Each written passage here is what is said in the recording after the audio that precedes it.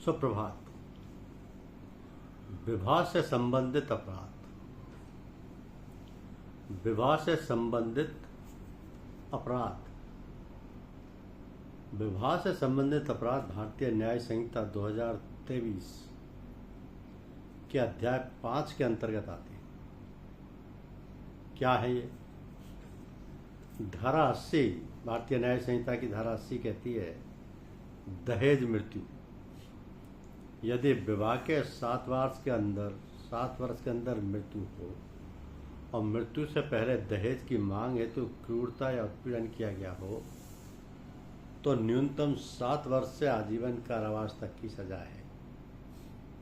धारा 81 में धोखे से वैध विवाह का वचन देकर सहवास किया हो, छल से विवाह का विश्वास दिलाकर सहवास या मैथुन किया है तो 10 वर्ष तक कारावास है प्लस जुर्माना भी है।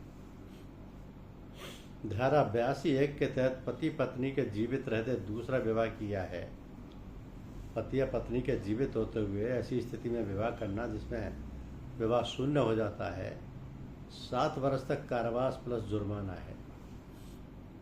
धारा 82(2) में पूर्व विवाह छिपाकर दूसरा विवाह करना, यानी दूसरे विवाह के समय पूर्व विवाह के तथ्य को छिपाकर विवाह करना का मतलब है 10 वर्ष तक कारावास प्लस जुर्माना।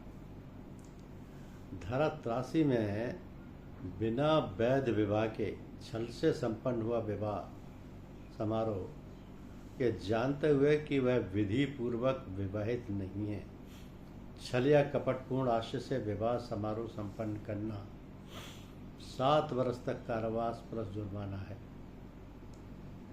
धारा 84 में विवाहित महिला को आपराधिक आशय से बहला फुसला कर ले जाना या अभिरक्षा में रखना, किसी अन्य पुरुष की पत्नी को ये जानते हुए या विश्वास करने के कारण रखते हुए अवैध संबंध के आशय से ले जाना, फुसलाना, छिपाना या रोक कर रखना, इसके 2 वर्ष तक कारावास या जुर्माना या दोनों है।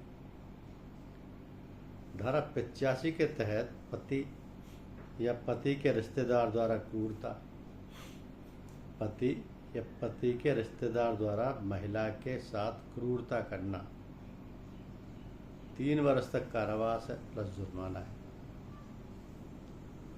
धारा 87 के तहत महिला का अपहरण, व्यपहरण करना या विवाह के लिए विवश करना आदि, यानी इच्छा के विरुद्ध उसे विवाह के लिए बाध्य करना, अवैध संभोग के लिए विवश करना या बहकाना या अपहरण या व्यापहरण करना, इसके लिए 10 वर्ष तक कारावास साधारण या कठोर प्लस जुर्माना है।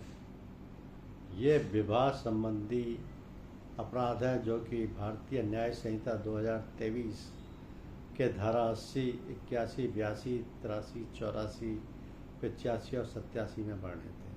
धन्यवाद।